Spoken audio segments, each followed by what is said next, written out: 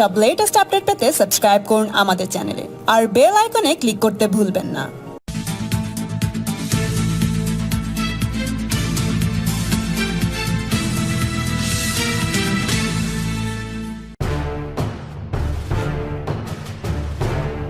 নমস্কার, আশা করি আপনারা ভালো আছেন, বাড়িতে আছেন, সুস্থ আছেন এবং লকডাউন মেনে চলছেন।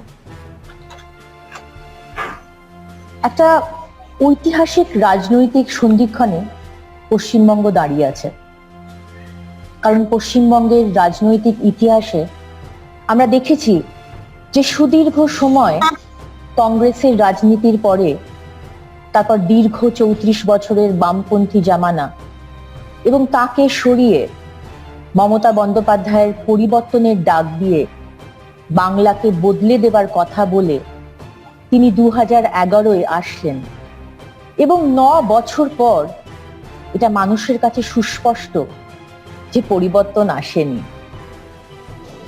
বাংলা আরো পিছিয়ে গেছে এবং বাংলার যে দুঃখ ছিল, বাংলার ভাগ হবার দুঃখ এবং এখানে বাংলা পিছিয়ে যাবার যে দুঃখ, সেটা আরো বেড়েছে। সেটা মানুষের কাছে একটা অভিশাপ হয়ে দাঁড়িয়েছে। এই 9 বছর মমতার যে রাজত্ব, তাতে বাংলা ক্রমাগত পিছিয়ে গেছে এবং সব থেকে বড় সমস্যা এখানে অনেকগুলোর মধ্যে যেটা হয়েছে সেটা হচ্ছে যে কারণে বা যে পরিস্থিতিতে বাংলাকে ভাগ হতে হয়েছিল, সেই পরিস্থিতি আরো উগ্র হয়ে উঠেছে এখন। এবং এখানে এক তোষণমূলক রাজনীতি চলছে, দুর্নীতির সরকার, আইনের শাসন নেই, আরো বড় কথা গণতন্ত্র নেই। গণতন্ত্র নেই এই রাজ্যে এবং এটা শুধু আমাদের কথা নয়, এটা সাধারণ মানুষের উপলব্ধি, সাধারণ মানুষের কথা। যেটা সাধারণ মানুষের ভোটাধিকার ছিল, সেই ভোটাধিকারও মানুষের কাছে আর নেই এবং গায়ের জোরে জোর যার বুথ তার প্রক্রিয়ায় এখানে রাজনীতি চলে। এবং আজকে যখন কথা বলছি তখন পরপর যে দুটি ন্যাচারাল এবং ন্যাশনাল ডিজাস্টার, প্রথমে ন্যাশনাল ডিজাস্টার করোনা এবং তারপরে ন্যাচারাল ডিজাস্টার আমফান, ঝড়, তাতে পশ্চিমবঙ্গের কয়েকটি ব্যাপার বেআব্রু হয়ে গেছে। পরিষ্কার হয়ে গেছে মানুষের কাছে যে এরকম আপৎকালীন অবস্থাতে বর্তমান সরকার তারা কিন্তু একেবারেই নির্ভরযোগ্য নয় এবং এই রাজ্যকে এগিয়ে নিয়ে যাওয়ার ব্যাপারে তারা একেবারেই ফেলিওর। তাদের উপর ভরসা করা যায় না এবং যেটা আরো বেশি প্রকট হয়েছে যখন দেখা যাচ্ছে যে মন্ত্রী, শান্তি, প্রশাসন বা পুলিশ, তাদের কারোরই নিজেদের সিদ্ধান্ত নেওয়া বা কোনো ব্লুপ্রিন্ট দেখে এগিয়ে যাবে, তারা যে এগিয়ে যাবে সে পরিস্থিতি নেই এবং সমস্তটা সন্নিবেশ হয়েছে ক্ষমতা বলুন, সিদ্ধান্ত নেওয়া বলুন, আর যা যা কিছু করা উচিত সেই ব্যাপারে চিন্তা করা, এই পুরোটাই একজন মানুষের ওপর হয়েছে, সেটা হচ্ছে মমতা বন্দ্যোপাধ্যায়। তো এই যে পরিস্থিতি এবং এই পরিস্থিতির পরিপ্রেক্ষিতে আমাদের আজকের এই আলোচনা, এখানে কারোরই সন্দেহ নেই সব মানুষ অপেক্ষা করছে বিজেপির মুখের দিকে তাকিয়ে।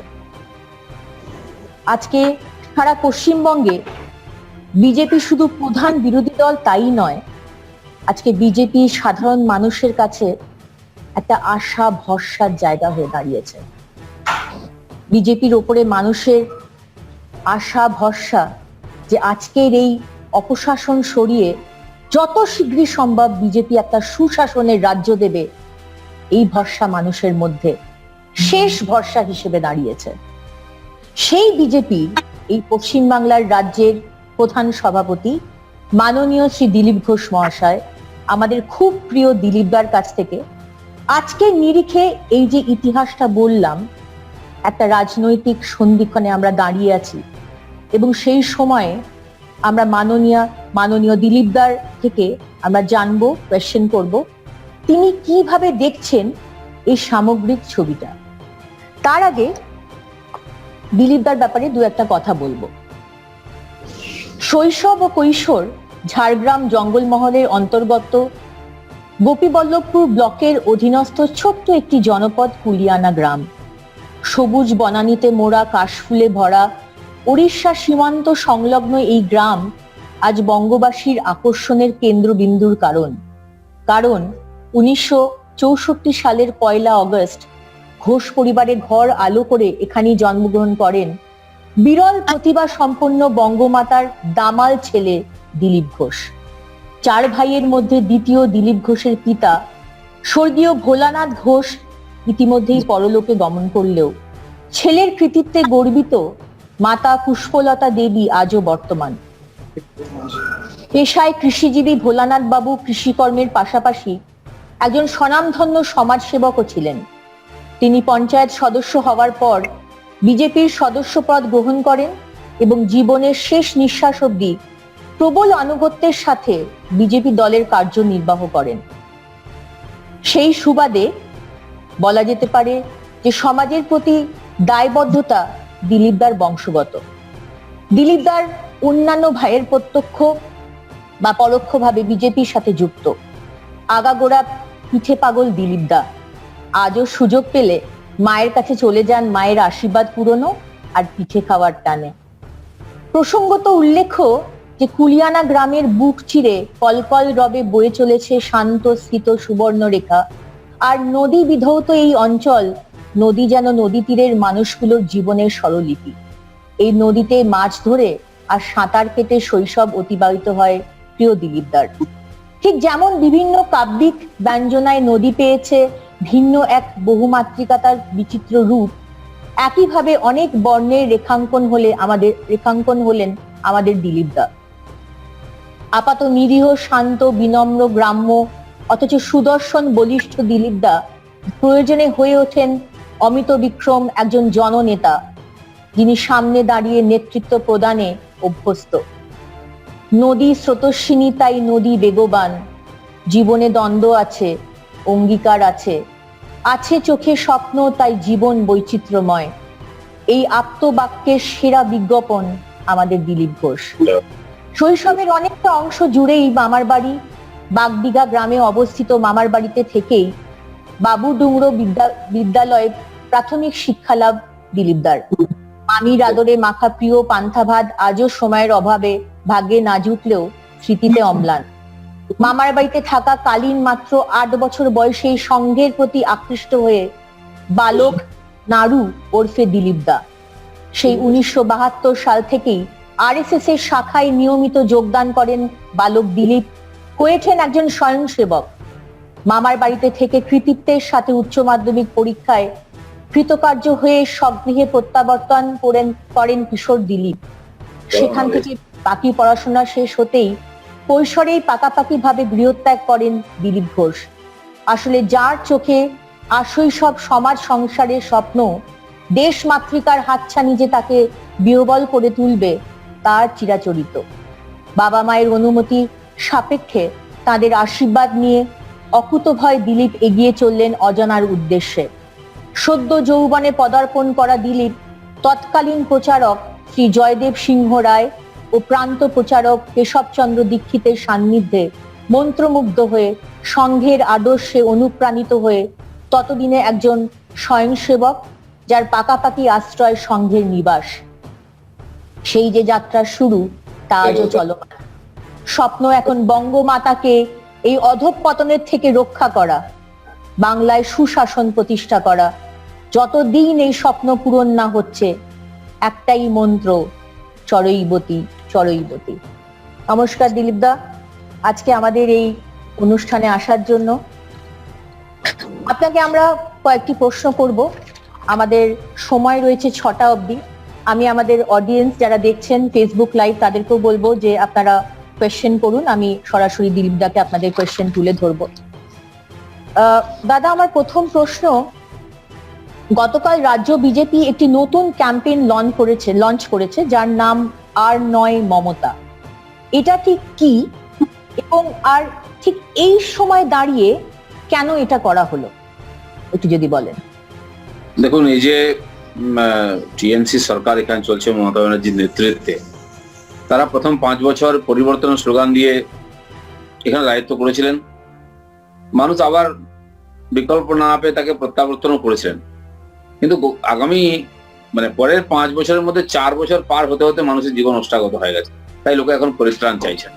আর সে পরিত্রাণের সময় আরো ঘনিষ্ঠ এসছে এই জন্য দুটি বড় বড় ঘটনা আপনি যখন প্রথম উল্লেখ করেছেন। করোনা ভাইরাসের আক্রমণের ফলে সারা সমাজে একটা ভয়ের পরিবেশ, খাদ্য বিভাগের অব্যবস্থা, স্বাস্থ্য বিভাগের অব্যবস্থা, সম্পূর্ণ প্রশাসন ডামাডোল হয়ে গেছে।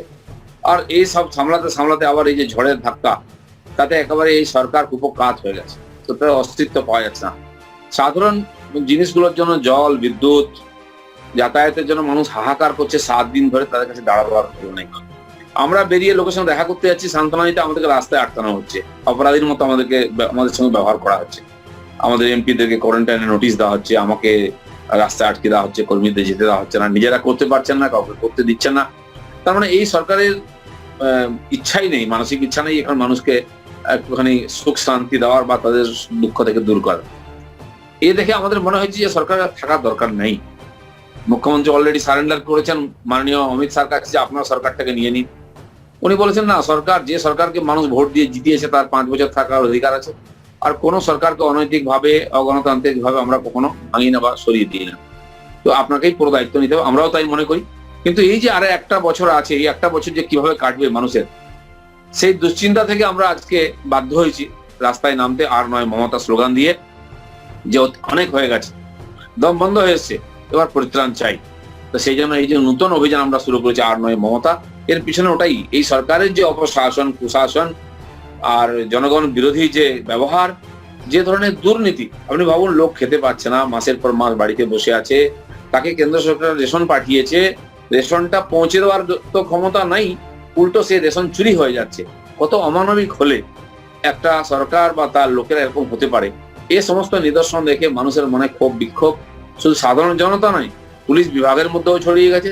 পুলিশ রাস্তায় নেমে রাস্তা অবরোধ করছে, মিছিল করছে, বরিষ্ঠ অধিকারীদের সঙ্গে আর অমানবিক ব্যবহারও করেছেন পুলিশ কর্মীরা, কারণ তারা খুবই ক্ষুব্ধ। বিভিন্ন জায়গায় স্বাস্থ্য ব্যবস্থা ভেঙে পড়েছে, এমন দুরবস্থা, ডাক্তার, নার্সরা হসপিটালে আসতে চাইছেন না। অনেক হসপিটাল এর জন্য বন্ধ হয়ে গেছে। অন্য রাজ্যে নার্সরা বাংলা ছেড়ে পালিয়ে যাচ্ছেন, কারণ তাদের কোনো সুরক্ষার ব্যবস্থা নেই, তাদের জীবনও সংকটে পড়েছে। যদি যারা চিকিৎসা করছেন আমাদের, যারা শিক্ষিত, যারা প্রশিক্ষিত, তারা যদি ভয় পান, তো সাধারণ মানুষ, আমাদের মতো লোকেদের কি হবে? এই একটা ভয়ঙ্কর পরিবেশ তৈরি হয়েছে। তাই আমাদের এই স্লোগান দিয়ে রাস্তায় নামা ছাড়া কোনো রাস্তা ছিল না। তাই আমরা মনে করছি যে এই ভারতীয় জনতা পার্টি পশ্চিমবঙ্গকে মুক্ত করতে পারবে, সুশাসন দিতে পারবে, সেই দায়িত্ব নেওয়ার জন্য আমরা রাস্তায় সাধারণ মানুষের কাছে এসেছি। দাদা, এই যে এতদিন ধরে তাদের একটা এটা জানানো হয়েছিল যে এরকম একটা ঝড় আসছে, তা সত্ত্বেও প্রশাসন ঠিক পদক্ষেপ নিতে পারলেন না কেন? কারণ এই সরকারের এবং মুখ্যমন্ত্রীর কোনো ব্যাপারে কোনো সিরিয়াস চিন্তা ভাবনা নেই। আপনারা একটু ফলো করলে দেখতে পাবেন, একাধিক ঘটনা হয়েছে। কেবল রাজনীতি করা, মিডিয়ায় থাকা। করোনা ভাইরাসের জন্য যথেষ্ট সময় পাওয়া গেছে প্রস্তুতি নিতে। অন্যান্য রাজ্য, দেশ সহযোগিতা করেছে, প্রধানমন্ত্রী নিজে আপিল করেছেন, কিন্তু মুখ্যমন্ত্রী ওদিকে না গিয়ে কোনো একটা মিটিং করেননি, সবাইকে নিয়ে কোনো সাজেশন নেননি। আমাদের না হয় নাই নিলেন, তার পার্টির যারা লোক আছেন, মন্ত্রিমন্ডল আছেন, সেক্রেটারি আছেন, তাদের নেননি। যারা এক্সপার্ট আছেন তাদের নেননি। কিছু লোকের একটা কমিটি ঘোষণা করে দায়িত্ব শেষ করেছেন, আর নিজের রাস্তা রাস্তায় ঘুরে বেরিয়েছেন, প্রশাসন না দেখে ছবি তুলেছেন। তার পরিণাম হয়েছে স্বাস্থ্য, খাদ্য, প্রশাসন সব বিভাগ ভেঙে পড়েছে। তার পরিণাম মানুষকে ভুগতে হচ্ছে, হাহাকার হচ্ছে। ঠিক ঝড়ের ব্যাপারটা দেখুন, এই যে উপকূলবর্তী যে সমস্ত রাজ্যগুলি আছে আমাদের, সেই গুজরাট থেকে আরম্ভ করে ওইদিকে কেরল, কর্ণাটক, তামিলনাড়ু এবং অন্ধ্রপ্রদেশ থেকে উড়িষ্যা, বাংলা, প্রত্যেক বছর কোথাও না কোথাও প্রাকৃতিক দুর্যোগ হয়, একাধিকবার হয়, একাধিক রাজ্যে হয়। আর এই দেখে আমাদের রাজ্য এর থেকে আলাদা নয়, প্রত্যেক বছর আমরা এর জন্য ভুগি। কিন্তু আমাদের এই সরকার, আগে সিপিএম সরকার যা করতো, এই সরকারও ঠিক তাই, ক্যাজুয়ালি করে, খালি একটা টাকার অঙ্ক দাবি করে কেন্দ্রের কাছে দায়িত্ব শেষ করে। কিন্তু ওই রাজ্যগুলো, গুজরাটও দেখুন, অন্যান্য উড়িষ্যা আমাদের পাশে আছে, তারা একাধিক বড় বড় ঘূর্ণিঝড়কে আটকেছে। এখন এমন একটা পার্মানেন্ট ব্যবস্থা রেডি করেছেন ওনারা, নিজেরা তো পাচ্ছেনই, অন্যদেরকে সাহায্য করার জন্য বাংলার মতো রাজ্যকে তারা সহযোগিতা করছেন সব রকম ভাবে। আর সে সহযোগিতা খালি প্রশিক্ষিত মানুষদের পাঠিয়েছেন নবীন বাবু, 25টা টিমকে, তারা ম্যানেজমেন্টের কাজ জানেন, গাছ কাটছেন, পরিষ্কার করছেন। শুধু তাই নয়, 5 বোধহয় 100 টন এরকম ত্রিপল পাঠাচ্ছেন, যে বাড়িগুলো উড়ে গেছে সেখানকার জন্য, বাকি সহযোগিতার জন্য। তো উড়িষ্যা একটা গরিব রাজ্য, পিছিয়ে থাকা রাজ্য, তারা যদি আমাদের সাহায্য করতে পারে, আমরা সম্পন্ন ভারতবর্ষের নাকি 1 নম্বর রাজ্য সব ব্যাপারে এগিয়ে, আমাদের মুখ্যমন্ত্রী বলেন এগিয়ে বাংলা কোন দিকে এগিয়ে যাচ্ছে আমরা বুঝতে পারছি না, ধ্বংসের দিকে এগিয়ে যাচ্ছে। উড়িষ্যার কাছ থেকে সহযোগিতা নিতে হচ্ছে, না চাইতেও, কেন্দ্র সহযোগিতা করলেও নিতে চান না, কিন্তু বাধ্য হয়েছেন শেষ মুহূর্তে সেনা ডাকতে। রাজ্যকে না জিজ্ঞেস করে এনডিআরএফ এর 25টা টিম পাঠিয়েছে কেন্দ্র সরকার, তারাই গাছপালা কেটেছেন রাত্রির থেকে লেগে ঝড় বন্ধ হতে। এখনো কেন্দ্র সরকার সাহায্য করছেন। ঐতিহাসিকভাবে প্রধানমন্ত্রী ঝড় থামার পরের দিনই পৌঁছে গেছেন নিজের সশরীরে, মুখ্যমন্ত্রীকে নিয়ে ঘুরেছেন, দেখেছেন ঝড়, মাননীয় রাজ্যপালকে সঙ্গে নিয়ে গেছেন, সমস্ত আশ্বাস দিয়ে গেছেন, 1000 কোটি টাকা হাতে দিয়ে গেছেন। ঠিক একইভাবে এখান থেকে উনি ওই দিনই উড়িষ্যায় গেছেন, সেখানে 500 কোটি টাকা দিয়েছেন। আমি অবাক হয়ে গেলাম আমাদের মুখ্যমন্ত্রীর ব্যবহার দেখে, সৌজন্যবোধ সম্পন্ন, একটু নমস্কারও করতে ওনার বাধে প্রধানমন্ত্রীকে, জানি না কি কষ্ট। ঠিক উল্টোটা দেখুন, নবীন বাবু ওখানে হাত জোড় করে নমস্কার করছেন সৌজন্যের খাতিরে, এবং এখানে 1000 কোটি টাকা দিয়েছেন প্রধানমন্ত্রী, উনি বলেননি আর দেবো না, তার জন্য একটা ধন্যবাদ দেওয়া বা সৌজন্য দেখানো পর্যন্ত মনে করেননি এখানকার মুখ্যমন্ত্রী, তার পার্টির চারা চামুন্ডারা, এখানকার অন্যান্য লোকেরা, যে একটা ধন্যবাদ দিই যে আপনি এসেছেন কমপক্ষে, কিন্তু ফিরেও তাকায় না, কান্নাকাটি করতেন মুখ্যমন্ত্রী এর আগে। আর নবীন বাবু টুইট করে সঙ্গে সঙ্গে ধন্যবাদ দিয়েছেন 500 কোটি টাকা পেয়ে। উনি জানেন কি করে সামলাতে হয় ঝঞ্ঝা, কি করে কথা বলতে হয়। এর আগেও যখন করোনা নিয়ে উড়িষ্যাতে কিট ছিল না, পিপিই ছিল না, রাত 2টোর সময় প্রধানমন্ত্রীকে ফোন করেন মাননীয় নবীন বাবু, ওখানকার মুখ্যমন্ত্রী উড়িষ্যার, যে 6টার মধ্যে আমাদের কিট চাই, আমরা পাচ্ছি না, কোথায় কিভাবে পাবো, আমি যোগাযোগ করতে পারছি না। প্রধানমন্ত্রী ওনাকে বলেন যে আপনি ঘুমিয়ে পড়ুন নিশ্চিন্তে, 6টার মধ্যে ভুবনেশ্বরের কিট পৌঁছে যাবে। রাত্রেবেলা পুনা কোথায় কোথায় যোগাযোগ করে বিশেষ বিমানে সেই কিট পৌঁছে যায় উড়িষ্যায়। এই হচ্ছেন নরেন্দ্র মোদী এবং তার সরকার, এই হচ্ছেন নবীন বাবু, আর এই হচ্ছে আমাদের মুখ্যমন্ত্রী, যারা একটু ধন্যবাদও দেননি, যারা একটু সম্মানও প্রদর্শন করেননি, কেবল রাজনীতি করেছেন। দাদা, আমরা দেখতে পাচ্ছি যে এই কদিনে ঝড়ের পরে প্রচুর ওয়ার্ডে কারেন্ট আসেনি। আমি জানি এরকম গতকালে অব্দিও সকালবেলায় বোধহয় কারেন্ট এসে এতদিন পরে। রাজ্য সরকার সিইএসসির ওপর দোষ দিচ্ছে, সিইএসসি রাজ্য সরকারের উপর দোষ দিচ্ছে, কেএমসির ওপর দোষ দিচ্ছে। 144টা ওয়ার্ড, কিন্তু তাতে নাকি শুধু 20খানা ইলেকট্রিক কাটার মেশিন আছে, গাছ কাটার মেশিন। গ্রামে গঞ্জে কোনো ত্রাণ পৌঁছয়নি, সেখানে বাড়ি ঘরদোর জলের তলায়। কোনো ইভ্যাকুয়েশন সেন্টার, আজকে 9 বছর পরেও কোনো ইভ্যাকুয়েশন সেন্টার তৈরি হয়নি। এই ব্যাপার নিয়ে কি বলবেন, এই যে মানুষের দুর্দশা? প্রথম হচ্ছে দেখুন, ইচ্ছা শক্তি। আপনার মনে যদি কারোর জন্য কষ্ট থাকে, ইচ্ছা থাকে, আপনি অনেক কিছু করতে পারেন। আমরা দেখেছি একাধিক জায়গায়, বিশ্বের অন্যান্য দেশে, আমাদের দেশেও অনেক মানুষ, অনেক গরিব রাজ্যগুলো করেছে।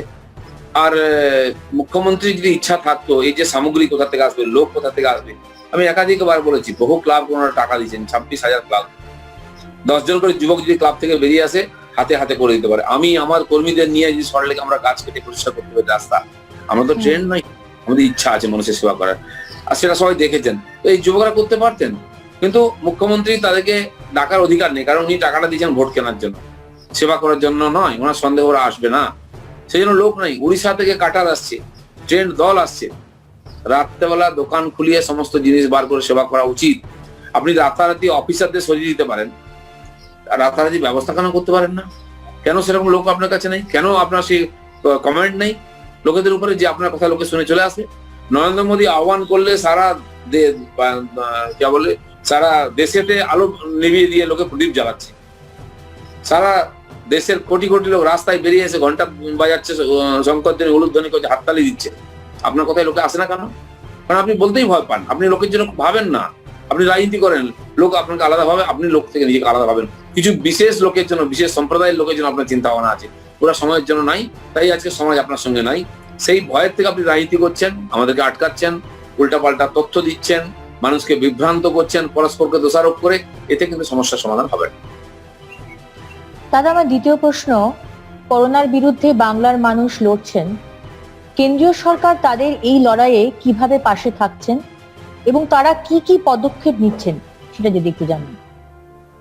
দেখুন, সারা আপনি বলছিলেন যে এটা ন্যাশনাল ডিজাস্টার, এটা তো ইন্টারন্যাশনাল ডিজাস্টার। বিশ্বের কোনায় কোনায়, আর সবচেয়ে সভ্য উন্নত দেশগুলো সবচেয়ে বেশি এর দ্বারা আক্রান্ত হয়েছে, ক্ষতিগ্রস্ত হয়েছে। সেই জন্য এটা উন্নত সমাজের সম্পন্ন লোকেদের অসুখ এক প্রকার।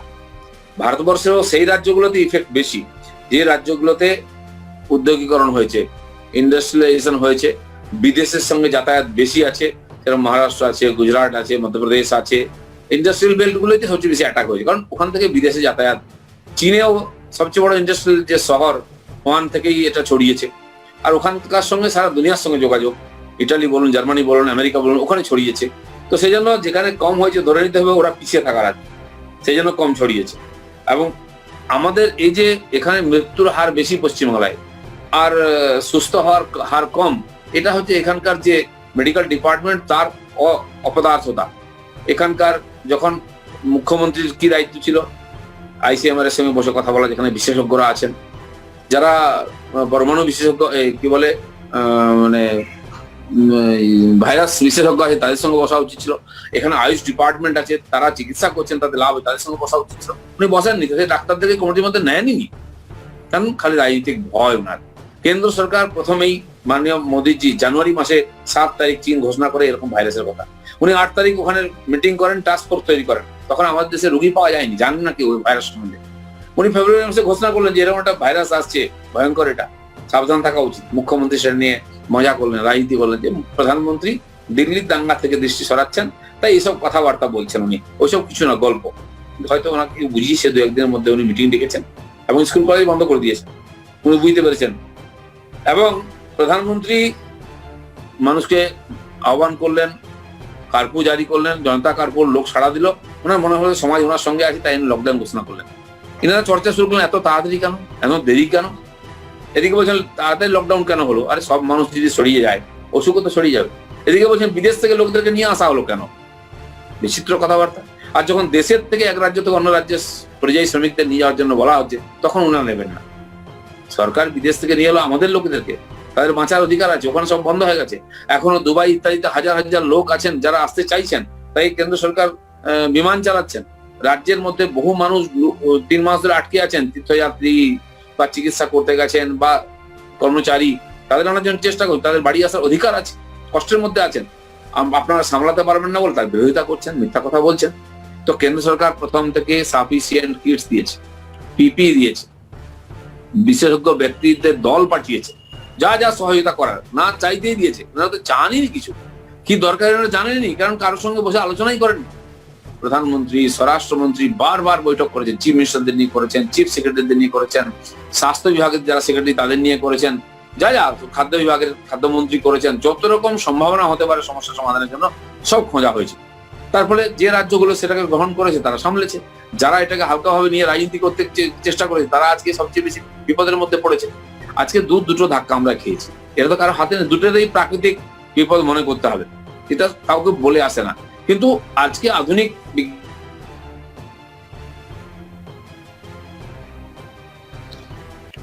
দিন ধরে ফোরকাস্ট হচ্ছে, এবং আজকে এটা আমাদের দেশের গর্বের বিষয় যে আমাদের আবহাওয়া দপ্তর যা যা ভবিষ্যৎবাণী করেন একেবারে সময়, তারিখ, স্থান সব মিলে যায়। একটা মিলেছেও, কিন্তু দেখুন কলকাতাকে বাঁচানোর মতো ব্যবস্থা নেওয়া হয়নি। গত বছর ফণী হয়েছিল, আমাদের মমতা ব্যানার্জি গিয়েছিলেন ফণী আটকাতে, সমুদ্রের ধারে দাঁড়িয়েছিলেন। আর উড়িষ্যাতে তার প্রভাব পড়েছে, কিন্তু একটা লোকও মরেনি, ওখানকার সরকার সরিয়ে নিয়েছিল। আমাদের এখানে দেখুন বলছে 2 লক্ষ লোক, 5 লক্ষ লোক, এখন বলছে 8 লক্ষ লোক সরিয়েছেন, সমস্ত কিছু ভিত্তিহীন। তারপরেও 90 জন লোক মারা গেছে, সেটা ওনারাই বলছেন। এতগুলো লোকের প্রাণে কোনো মূল্য নেই। কলকাতার রাস্তাকে আপনি 7 দিনে সচল করতে পারছেন না, মানে কি কি সম্ভাবনা হতে পারে বিপদের, তার জন্য সমাধানের রাস্তা আগের থেকে কোনো চিন্তা ভাবনা হয়নি, আর এখন আকান্তরে পড়ে গেছেন। বাকিদের সহযোগিতা ছেড়ে দিন, আমাদের তো জিজ্ঞেসই করেন না, কিছু বাড়ি থেকে বেরোতেই দেন না, কেস দিয়ে দিচ্ছেন। তাদের পার্টির যারা এমএলএ আছেন, মন্ত্রী আছেন, তাদেরকে ডাকা হয়নি, তাদের মতামত নেওয়া হয়নি। তাহলে আমরা কি করে আশা করতে পারি যে সরকার আন্তরিক আছে এই সমস্যা সমাধানের জন্য? এখান থেকে সন্দেহ হচ্ছে। এই আপনার এই আনসারটা থেকেই দাদা আমার তৃতীয় প্রশ্ন, যে সবসময়তে দেখেছি আমরা এই বিপদের দিনেও রাজ্য কেন্দ্রের মধ্যে একটা সবসময়তে টানাপোড়েন চলছে। কখনো সেটা যেরকম আপনি বললেন পিপি নিয়ে, কখনো কেন্দ্রীয় টিম আসা নিয়ে। আমার প্রশ্ন যে সবসময়তে মাননীয়ার কেন্দ্রের সাথে এই বিরোধিতা কেন? What is the problem? কেন সবসময়তে উনি এরকম বিহেভ করেন? আমরা তো পাশের রাজ্যে উড়িষ্যাতে দেখেছি এটা খুব কনজিনিয়াল বিহেভিয়ার, কিন্তু এইখানে সব ব্যাপারে উনি বিরোধিতা কেন করেন? এটা পশ্চিমবাংলার একটা রাজনৈতিক অসুখ।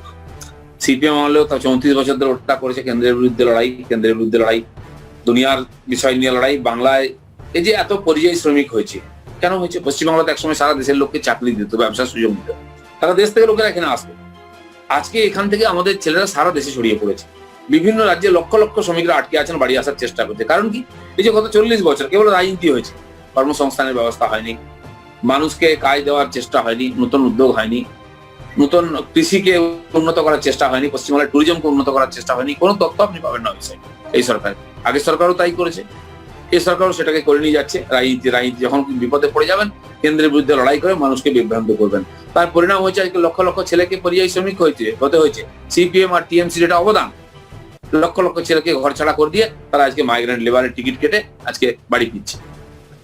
আর এই যে সমস্যার গোড়ায় না গিয়ে খালি রাজনীতি করার অভ্যাসটা, তার পরিণাম এটা হয়েছে। আমাদের যদি এই রাজ্য চেষ্টা করতো, উড়িষ্যাকে দেখতে পারতো। উড়িষ্যাও তো বিজেপি সরকার নেই, আমাদের বিরোধী সরকার আছে। সেখানে বিজেপি এসছেন, প্রধানমন্ত্রী গেছেন, সেখানকার সমস্যা নিয়ে কথা হয়েছে, কেউ রাজনীতি কথা বলেনি। আর আমাদের মুখ্যমন্ত্রীর মাথায় প্রথম থেকে রাজনীতি। যেদিন রাত্রেবেলা ঝড় চলছে, উনি নবান্নে বসে আছেন, ঘন্টায় ঘন্টায় ফেসবুক লাইভ করছেন, আর সেখানে কি বার্তা দিচ্ছেন? রাজনীতি করবেন না। আরে রাজনীতি কেউ যদি করে আপনার কি যায় আছে? লোক তো আপনাকে কাজ করার জন্য মত দিয়েছে, বহুমত দিয়েছে, 5 বছরের সময় দিয়েছে। আপনি কাজ করুন না। রাজনীতি যদি আমার করার থাকে আমি করবো।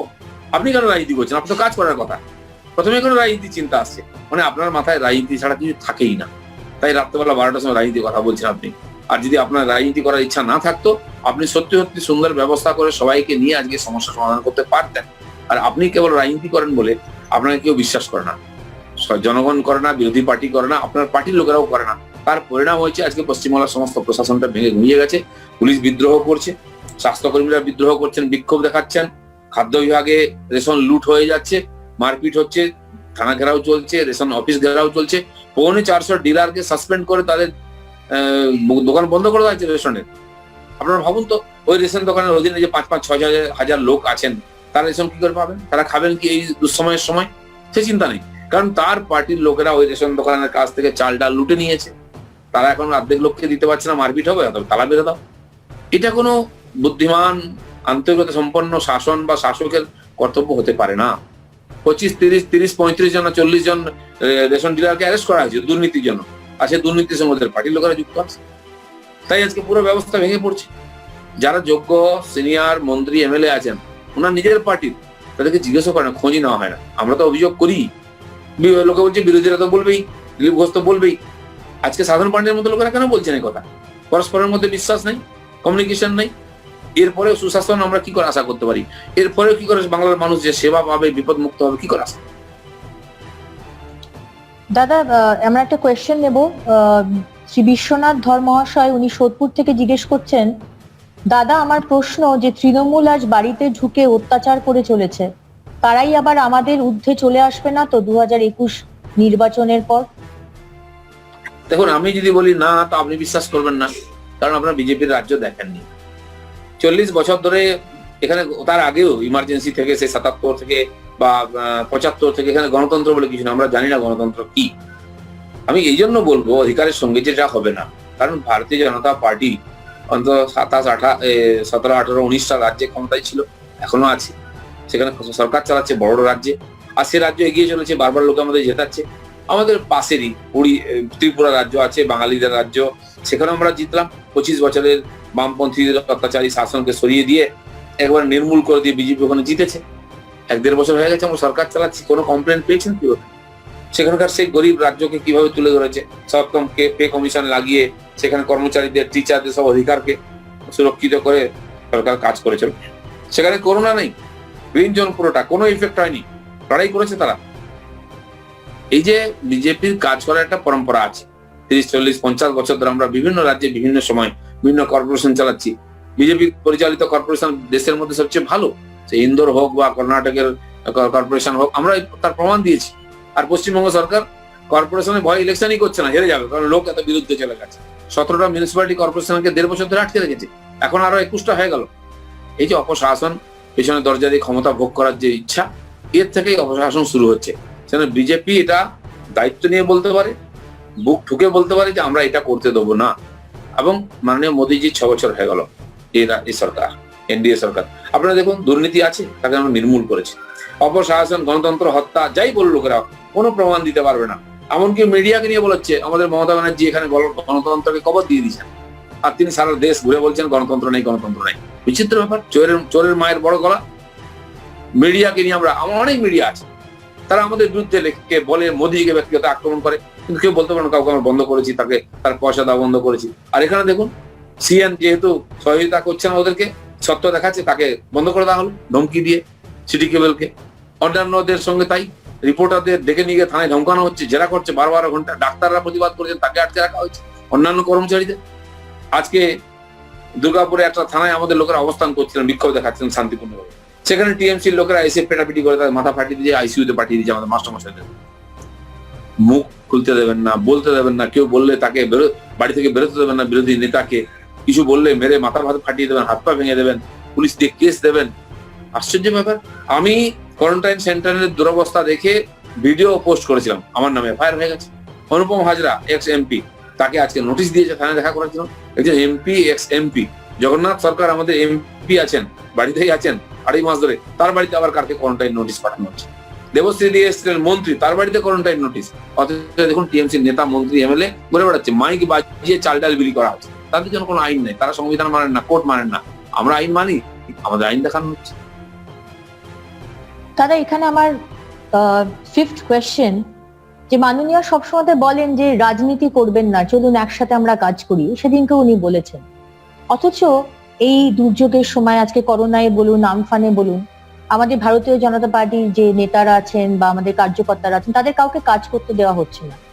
এই অবস্থাতে রাজ্য বিজেপি থেকে আমরা কি কি সাহায্য বা কিভাবে মানুষকে সচেতন করা এই সময়, এই করোনার সময়, কিভাবে আমরা এই কাজটা করছি?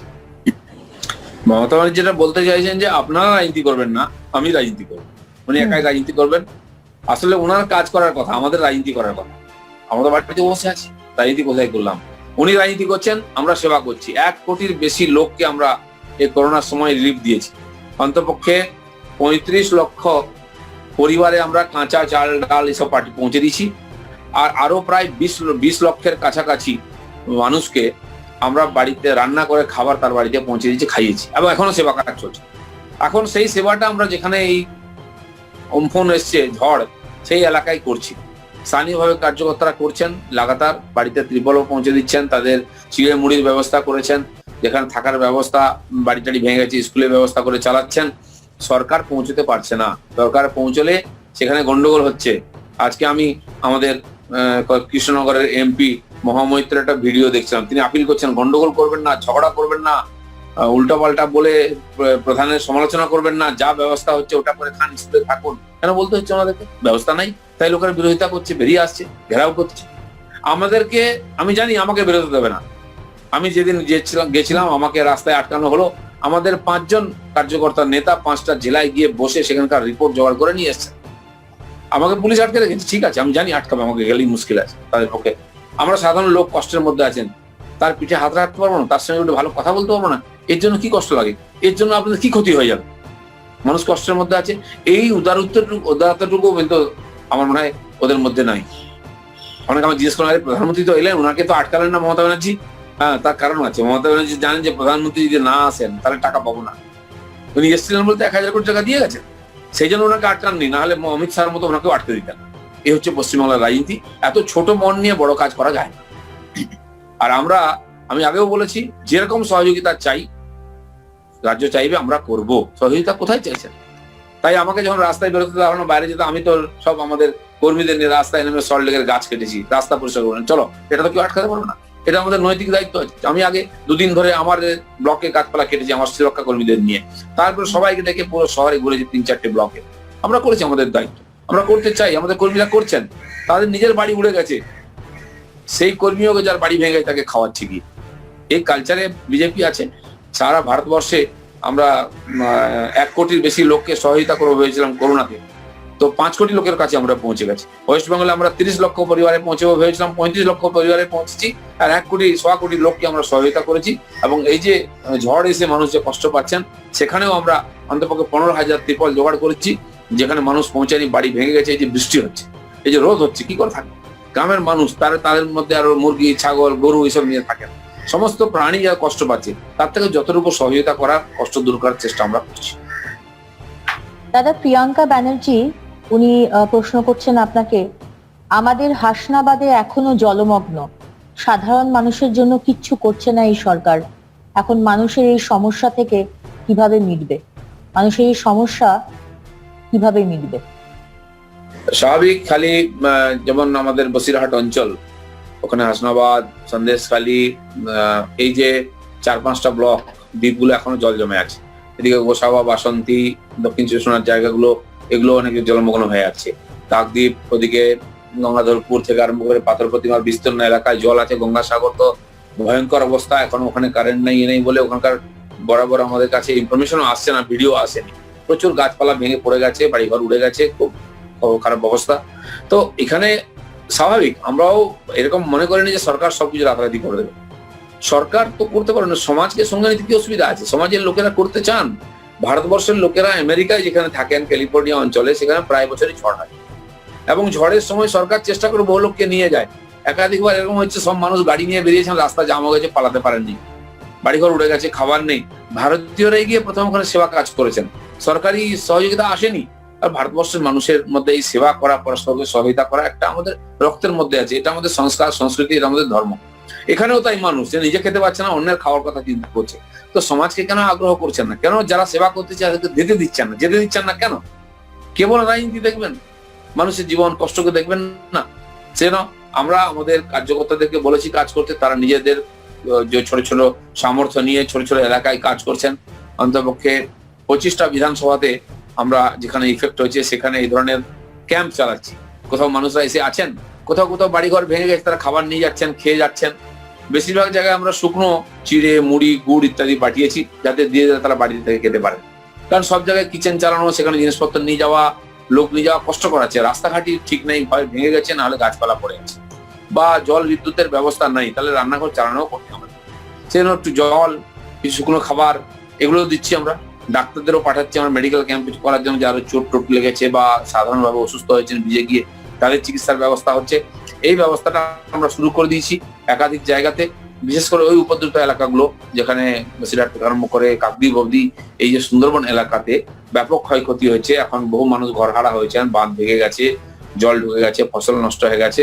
সেখানে আমাদের বিরোধী দল হিসেবে সামর্থ্য যতটুকু করছি, কারণ 2 মাস ধরে আমরা করোনা আক্রান্তদের সেবা করে আসি। আমাদের একটা সীমা আছে, লোকের কাছ থেকে চেয়ে চিনতে নিয়ে এসে মানুষের সেবা করি, কিন্তু এই সময় সবসময় দিয়ে এসেছে, এখনো দিতে প্রস্তুত আছেন। সেটা নিয়ে ঠিক জায়গায় পৌঁছে দেওয়ার দায়িত্ব, সেই দায়িত্বটুকু পালন করার চেষ্টা আমরাও করছি। দাদা, আমরা দেখেছি করোনায় যে প্রকৃত আক্রান্ত ও মৃত্যুর তথ্য নিয়ে একটা বিস্তর গরমিলের অভিযোগ উঠেছে রাজ্যের বিরুদ্ধে। আমরা এটাও দেখেছি যে একটি অডিট কমিটি তৈরি করা হয়েছিল, মাননীয়া পাশে বসিয়ে অডিট কমিটি ঘোষণা করেছিলেন, এবং কয়েক সপ্তাহ পরেই উনি সেটা অস্বীকার করেন। উনি বলেন যে আমি এই ব্যাপারে কিছুই জানতাম না। উনি কি মিথ্যে কথা বলেন, নাকি বাংলার মানুষ ওনার কথাটা ঠিক বুঝতে পারি না? এটার বিষয়ে আপনি যদি একটু বলেন কিছু। অডিট কমিটির ব্যাপারটা বিতর্কিত হয়েছে, আমরাও জানি। উনি ঘোষণা করলেন, তারপরে অস্বীকার করলেন। আমরা শুনেছি পিকে নাকি বলেছেন যে আমাকে জিজ্ঞেস করতে এটা করেননি, কেন করেছেন ভেঙে পড়ুন। জানি না ভেতরের খবর কি আছে, যাই থাক। কিন্তু এর উদ্দেশ্যটা কি ছিল, এর লাভটা কি হলো? কেবল আইওয়াস এর ব্যাপার। তারপরে আরো 5টা কমিটি গঠন করলেন, আর সেটা 1.5 মাস পরে হচ্ছে। যদি এই ধরনের কমিটির দরকার আছে, কমিটি নিশ্চয়ই দরকার আছে, বিভিন্ন লোককে, বিভিন্ন এক্সপার্টদের কাজে লাগানোর দরকার আছে। সেটা করতে এত সময় লাগলো কেন? মোদিজি যদি 4 মাস আগে খবর পেয়ে টাস্ক ফোর্স তৈরি করতে পারে না, কমপক্ষে দেখে তো শেখা উচিত। সব জানতে হবে তার কোনো মানে নেই, কিন্তু শিখতে আপত্তি কি আছে? জানবো না, শিখবো না, করবো না, করতে দেবো না, এই করলে তো মুশকিল আছে। মানুষ ভুল লোককে দায়িত্ব দিয়ে দায়িত্বে প্রমাণ হয়ে যাচ্ছে। তো সেই জন্য একাধিক কমিটি, এবং কালকেও শুনেছি এই যে ডিজাস্টার ম্যানেজমেন্টের জন্য আর একাধিক কমিটি মুখ্যমন্ত্রী তৈরি করছেন। তাও 7 দিন পরে হচ্ছে, যখন বুঝতে পারছেন উপায় নেই। আপনি দেখুন এদের কথাবার্তা কিরকম। আমাদের মেয়র, যিনি বাসি মেয়র বসে আছেন কলকাতায়, তিনি বলেছেন, যখন জিজ্ঞেস করা হলো কেন্দ্রের সহযোগিতা, সেনার সহযোগিতা, তিনি বলেছেন যে সেনাকে কাঠবিলারির সঙ্গে তুলনা করেছেন। তার বলছেন ওটা ভুল হয়েছে, কেটে দাও। তার মানে মনের কথাটা মাঝে মধ্যে মুখ দিয়ে বেরিয়ে যায়, মনের মধ্যে উদারতা নাই, বড় চিন্তা নেই। তো সেনা আসার পরেই গাছ কাটা হলো, রাস্তা চালু হলো কলকাতা, এখানে উনি মেয়র আছেন, সেইটুকু স্বীকৃতি। সেনা তো বিজেপি নয় রে বাবা। সেনার লোকেরা হাতে প্রাণ নিয়ে দেশের সেবা করেন, তারা আমাদের বাড়ির ছেলে। তারা সবচেয়ে দুর্গম জায়গায় গিয়ে যখন বলে সরকার, সমাজ, দিদিমণি একটু চাইতেই ইশারা করতে রাত্রবেলা সেনা নেমে গেল। সেই সেনাকে একটু লোক সেলুট দিচ্ছে, ফেসবুকে তাদেরকে কত সম্মান দিচ্ছে, পুলিশকে, সেনাকে, ডিজাস্টার ম্যানেজমেন্ট গ্রুপকে, আপনি একটু মুখে যদি তাকে প্রশংসা করে দেন, তাকে কাঠবিলারির সঙ্গে তুলনা করছেন। অথচ ওরা তো সিংহের মতো কাজ করছে। আপনার নেতা মন্ত্রী, আপনার পার্টির লোকেরা তো কাঠবিলারি কেন, ইঁদুরের মতো গর্তে ঢুকে আছে। একটু উদারতা দেখান। তারা উদারতা চায় না, সেনা প্রাণ দেয়, রক্ত দেয়, বিনিময়ে কিচ্ছু চায় না। তাকে কতটুকু বেতন দিই আমরা, একটা পুলিশের বেতন পান না, কিন্তু তারা দেশের জন্য প্রাণ দেন, সমাজের জন্য প্রাণ দেন। তাদেরকে যদি আমরা একটুখানি স্বীকৃতি দিই, একটু সম্মান দিই, যদি একটু প্রশংসা করি, আমাদের সম্মান বাড়বে, নিজের উদারতার প্রকাশ পায়। সেটা দিতেও প্রস্তুত নয়। তাই এই যে সেন্ট্রাল ফোর্স এসেছে, সহযোগিতা এসছে, সে 1000 কোটি টাকা বা মোদিজিকে একটা ধন্যবাদ টিএমসি থেকে দেয়নি, ওড়িশার মুখ্যমন্ত্রী দিয়েছে। আর এখানকে যে সেনা এসে দিন রাত কাজ করছে, রাস্তাঘাট পরিষ্কার হলো, সেটার জন্য একটু সামান্য যে প্রশংসা করা, সেটা করতেও পয়সা লাগে ওনাদের, সেটা করছে না। মাননীয়া বলছেন যে পরিযায়ী শ্রমিকদের নিয়ে কেন্দ্রীয় সরকার যথেষ্ট সাহায্য করছেন না, এই বিষয়ে আপনি কি বলবেন? দেখুন, পরিযায়ী শ্রমিকদের জন্য সারা দেশের জন্য সরকার একটা নিয়ম করে দিয়েছে। আর এটা রাজ্য সরকারগুলো বললেন যে আমাদের পরিযায়ী শ্রমিকরা আটকে আছে, আসতে পারছে না, আপনারা ট্রেন চালু করুন। তখন কেন্দ্র সরকার ট্রেন চালু করেছে, বলছে যে 300 ট্রেন চালাতে পারি রোজ আমরা, বলুন কার কত ট্রেন লাগবে। কন্ডিশন কি আছে, যা খরচা হবে 85% কেন্দ্রে যাবে, আর 15% রাজ্যকে দিতে হবে। আমি ধরে নিচ্ছি একটা ট্রেন আসবে, সেখানে 50 লাখ টাকা খরচা হবে, তো তার মধ্যে কত আসবে? 7.5 লাখ টাকা লাগবে আপনার, বাকিটা তো কেন্দ্র দেবে। সেইটুকু দিতে রাজি নয়। আসলে তা নয়, এই সরকার প্রথম থেকে ঠিক করে নিয়েছিল যে এই এত হ্যাপা কেনের লক্ষ লক্ষ লোক চলে থাকবে কোথায়, তারপরে চাকরি চাইবে, খাবার চাইবে, বিক্ষোভ হবে, আন্দোলন হবে, তাদেরকে টেস্ট করবো কি করে, কোয়ারেন্টাইন করবো কি, অর্থাৎ ঝামেলা যাওয়ারই দরকার নেই, না রহেগা বাঁশ না বাজেগি বাঁশরি। আপনি দেখুন, সেই একই সময়ে যোগী সরকার উত্তরপ্রদেশে, তারা তো কি করলেন, লোককে আনতে আরম্ভ করলেন, কিন্তু রাতারাতি লক্ষ লক্ষকে আনা সম্ভব নয়। তাই বললেন যে আমার রাজ্যের শ্রমিক যে রাজ্যে আটকে আছে, তার দায়িত্ব নিয়ে আপনারা তাদের খাওয়া থাকার ব্যবস্থা করুন, সব খরচাটা আমি মিটিয়ে দেবো। আমাদের সরকার কিছু বলেনি, কিন্তু রাজ্য সরকার তার সঙ্গে একটা টু করেনি। কিন্তু যখন আন্দোলন শুরু হল, তার বাড়ির লোকেরা বিক্ষোভ দেখালেন, এই শ্রমিকরা গুজরাটে, মহারাষ্ট্রে, কর্ণাটকে বিভিন্ন জায়গায় বিক্ষোভ দেখালেন, অব্যবস্থা তৈরি হলো, ওইখানকার রাজ্য বললে নিয়ে যাও, তখন বাধ্য হলেন নেবেন। 16টা ট্রেন অ্যালার্ট করেছিল রেল প্রথম বাংলার জন্য, এরা 7টা নিয়ে ক্ষান্ত দিল না, আর নয়, অনেক হয়ে গেছে। কারণ কি, একটি বিশেষ সম্প্রদায়ের লোক তীর্থ করতে গেছিলেন ওই রাজস্থানের ওই শরীফে, একটা বিশেষ সম্প্রদায়ের লোক গেছিল কর্ণাটকে, তাদেরকে আনার দরকার ছিল, ব্যাস হয়ে গেছে, দায়িত্ব শেষ। মেয়র সাহেব এগুলো অপারেট করছিলেন, তারপরে আনার দরকার নেই। আমি বলছি যে ওই আজমের শরীফ থেকে ট্রেন আসতে পারে, তো হরিদ্বারে যারা আটকে আছেন, কাশিতে যারা আটকে আছেন, তারা কেন আসবেন না? যারা উত্তর ভারতে তীর্থ করতে গেছেন, গুজরাট সোমনাথ দেখতে গেছেন, তারা কেন আসবেন না? কেন এখানে এরকম আলাদা আলাদা করছেন, ভাগ ভাগ করছেন ধর্ম নিয়ে? এবং তারপরে যখন বলা হলো যে আমরা ট্রেন দিতে প্রস্তুত আছি, নির্মলাজি বললেন, তার আগে মমতা ব্যানার্জি টুইট করলেন 105টা ট্রেন চাই। 105টা ট্রেন কি টুইটে বলবেন আপনি? রেল কেন চিঠি লেখেননি? পরে যে রেলমন্ত্রী বলেন যে কোনো চিঠি আমাদের কাছে আসেনি। আর এনারা বলছেন না, আমরা মহারাষ্ট্র সরকারকে বলেছি আমাদের লোকদের পাঠাতে। আজ যখন সেটা নাকি 8 মে চিঠি লিখেছেন সিএস, আজকে যখন মহারাষ্ট্র পাঠিয়ে দিচ্ছে নিয়ে যাও বলে, তখন বলছে আমরা নেবো না। পুরোটাই চালাকি, পুরোটাই আইওয়াস, লোককে বোকা বানাবার রাস্তা। যখন মাননীয় গোয়েলজি বললেন, রেলমন্ত্রী, যে 10টা-12টা ট্রেনে কি হবে, পশ্চিমবাংলায় যা শ্রমিক আছে রোজ 105টা ট্রেন যাওয়া উচিত পশ্চিমবাংলায়, রাজি হলেন না। বলে 3 মাসে 105টা ট্রেন নেবো, কি হবে? 400 ট্রেন তো 2 সপ্তাহে নিয়ে নিয়েছে উত্তরপ্রদেশ, আর 40 লাখ লোক ওখানে পৌঁছে গেছে। বাকি দেশেতে লক্ষ লক্ষ লোক রাজ্যে পৌঁছে গেল। আর যখন আমাদের শ্রমিকরা দেখছেন যে আমার ডান দিকের লোক, আমার বাঁ দিকের লোক বিহার চলে গেল, উত্তরপ্রদেশ চলে গেল, মধ্যপ্রদেশ চলে গেল, আমার সরকার আমাকে দেখছে না, তখন তারা বাধ্য হয়ে রাস্তায় বেরিয়ে পড়েছেন, বাচ্চা কাচ্চা নিয়ে হাঁটতে হাঁটতে রাস্তায় অসুস্থ হচ্ছে, মারা যাচ্ছে। যে গাড়ি যা পেয়েছে, ট্রাক বাস, তাতে উঠে চলে আসছে, অ্যাক্সিডেন্ট হয়ে মারা যাচ্ছে। মানুষ অধীর হয়ে গেছে, মানুষের বিশ্বাস চলে গেছে সরকারের প্রতি, তাই হাতে প্রাণ নিয়ে রাস্তায় বেরিয়েছে। এটা সুস্থ লক্ষণ নয়। অন্যান্য রাজ্যে যদি করতে পারে, আপনারা কেন করতে পারবেন না? করার ইচ্ছা নেই। যে শ্রমিকরা নিজেরা এসেছেন, তাদেরকে আটকে রাখা হয়েছে। আমাদের ঝাড়গ্রামের ওখানে জঙ্গলের মধ্যে বাস আটকে দিয়েছে সকাল থেকে, না টেস্ট হচ্ছে, না একটু জল আছে, না কিছু আছে।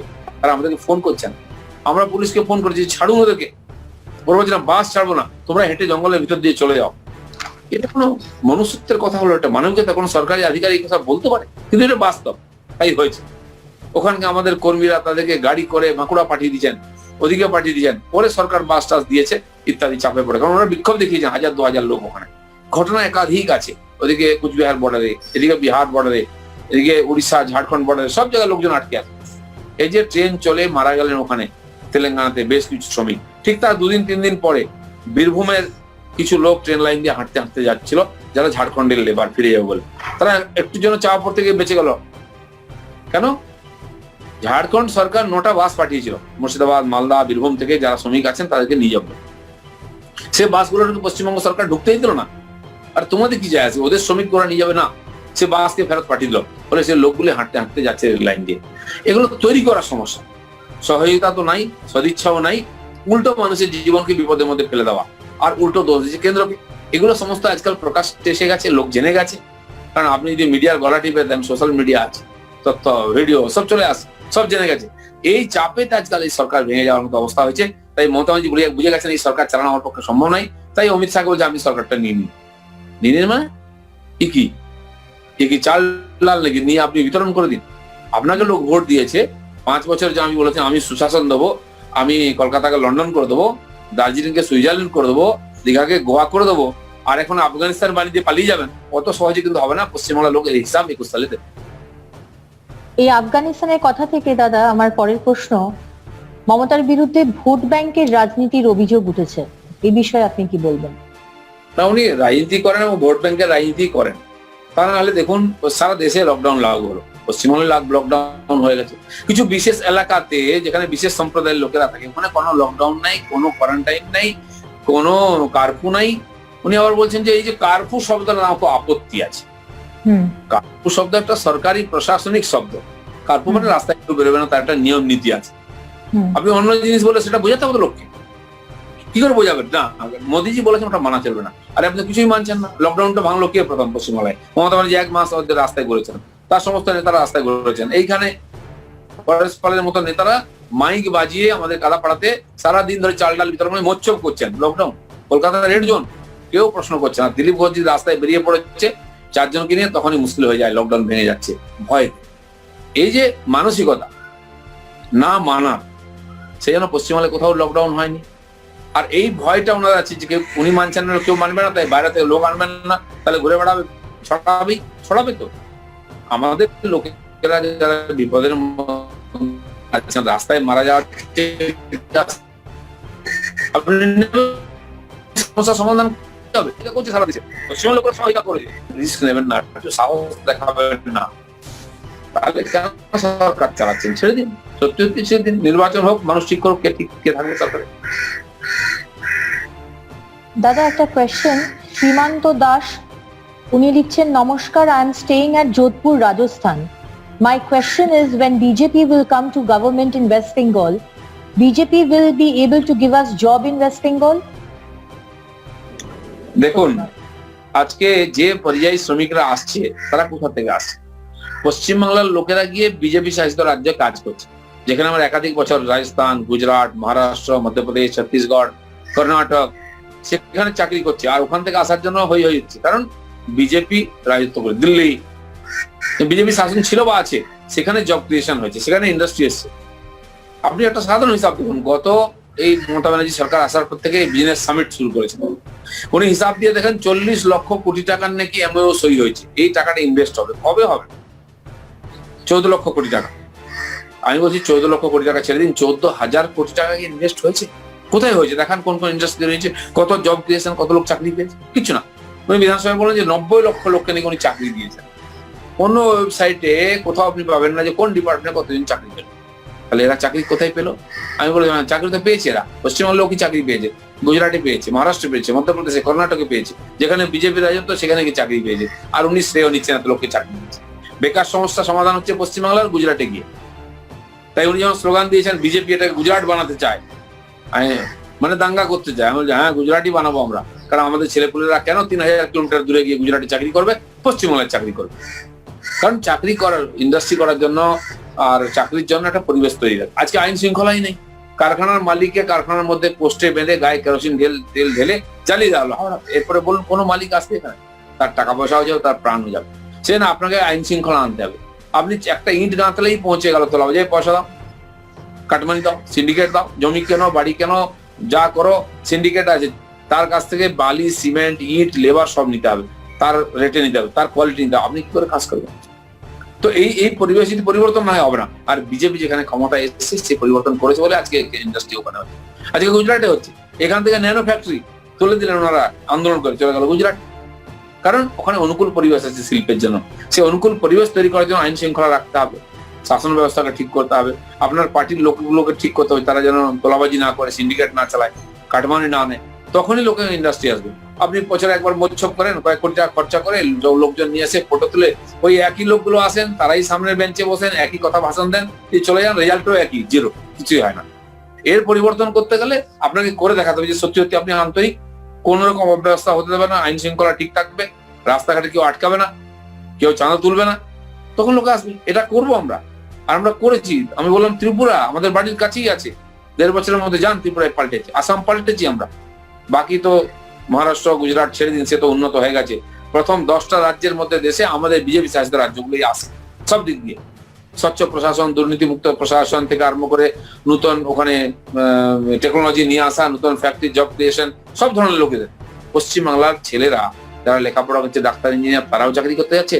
যারা লেবার, হাজার হাজার লেবার, তারা এই রাজমিস্ত্রির কাজ করে, রাজমিস্ত্রির লেবারের কাজ করে, পাথর ভাঙে, তারাও গিয়ে এখান থেকে কর্ণাটকে, তামিলনাড়ুতে, পাহাড়ে গিয়ে কাজ করছে, বা কেরালায় গিয়ে বাড়ি বানাচ্ছে। কেন? এটা রাজমিস্ত্রি, একটা লেবারকেও কাজ, তার মতো কাজ নেই, আমাদের কাজই নেই। ওই 80% লোক, 60% লোক, 90% লোক নিয়ে 2 টাকা কিলো চাল খায়। এটা মমতা ব্যানার্জি বলছে অ্যাচিভমেন্ট। আপনারা ভাবুন, যারা 2 টাকা কিলো পুরো চাল খাচ্ছে, কেন খাচ্ছে ওরা? কারণ তাদের কাছে 30-40 টাকা কিলো কেনার চাল দাম নাই, পয়সা নেই, তাদের ইনকাম নাই, তাই 40 টাকা কিলো চাল খেতে পারে না, 2 টাকা কিলো খেতে হয়। আপনি বলছেন কৃতিত্ব, আপনি 80%, 90% লোককে বিলো পভার্টি লাইন, বিপিএল এ বানিয়ে দিয়েছেন, আপনি কৃতিত্ব বলছেন? আপনি পচা চাল খাওয়াচ্ছেন, যেটা গরু ছাগল খায় না, এটা নাকি ওনার কৃতিত্ব। এই যদি কেউ অ্যাচিভমেন্ট বলে, তো সেই সরকার সম্বন্ধে কি বলবেন আপনারা? কই গুজরাটে, মহারাষ্ট্রের লোকেরা 2 টাকা কিলো চাল খায় না? তারা নিজের রুচি মতো চাল খায়, কারণ তাদের কাছে পয়সা আছে, ইনকামের রাস্তা আছে। আর সেই ইনকামের রাস্তা ওখানে আছে বলে এখান থেকে ছেলেরা ওখানে যাচ্ছে, আর সারা বাংলায় মাইগ্রেন্ট লেবার করছে। দাদা, আপনি খুব ব্যস্ত, আমরা জানি, আপনাকে যেতে হবে, প্রচুর কোয়েশ্চেন আসছে, কিন্তু আমি অডিয়েন্সকে বলবো, দর্শকদের, যে সব কোশ্চেন একসঙ্গে করুন, আমি একসঙ্গে উত্তর দিয়ে দিচ্ছি।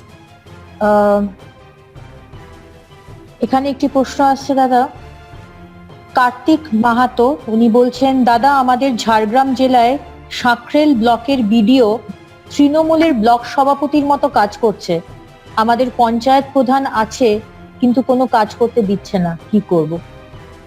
ঠিকই বলেছেন, আমাদের পশ্চিমবাংলায় বিডিওরা, ওসিরা টিএমসির ব্লক প্রেসিডেন্টের মতো ব্যবহার করেই।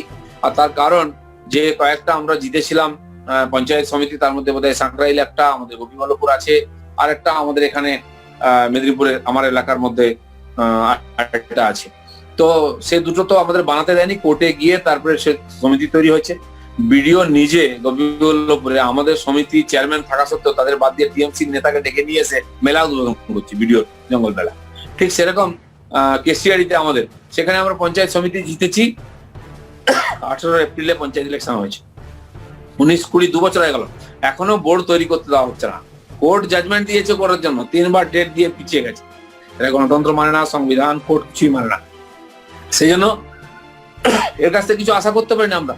সেই জন্য 8-9 মমতা স্লোগান দিয়েছি আমরা, এই সরকার যতদিন থাকবে গণতন্ত্র থাকবে না, এখানে মানুষের কোনো অধিকার থাকবে না, সংবিধানও থাকবে না।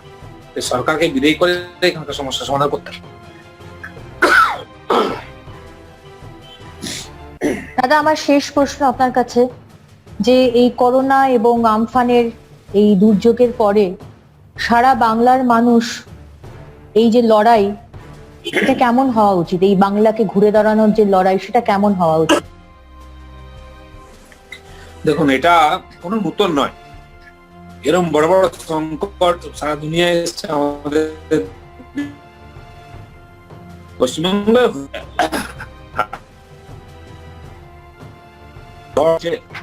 কিন্তু সেসব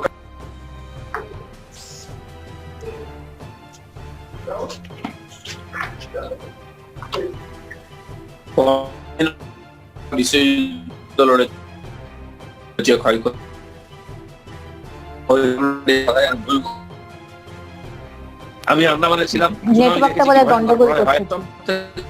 আমরা উঠে, তো সেই জন্য এই যে মানে ঘটনা ঘটে, ডিজাস্টার হয়, আসে করে ওঠে, প্রধানমন্ত্রী নরেন্দ্র মোদীর আহ্বান যে সাড়া দিয়েছেন, বারবার সাড়া দিয়েছেন, তো মানুষ তৈরি আছে। এটা ঠিক হবে, কত হবে সেটা এখনো অনুমান 3 মাস যদি সমস্ত কাজকর্ম বন্ধ হয়,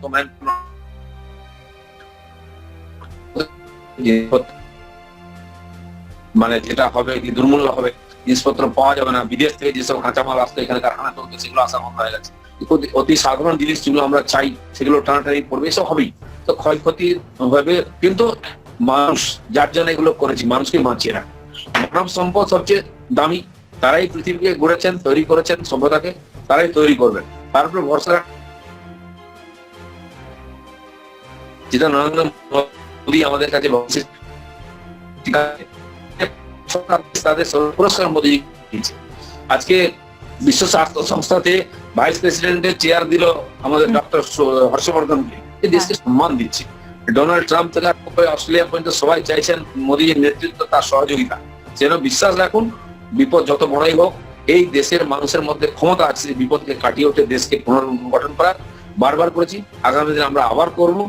আর সেই নেতৃত্ব, কিন্তু পশ্চিমবাংলার ক্ষেত্রে সমস্যাটাই নেতৃত্ব নাই, সংগঠন নাই, চলে সে বেশি, যদি হয় তো মুমকিন হয়। দাদা অনেক অনেক ধন্যবাদ এতটা সময় আমাদেরকে দেবার জন্য। ধন্যবাদ।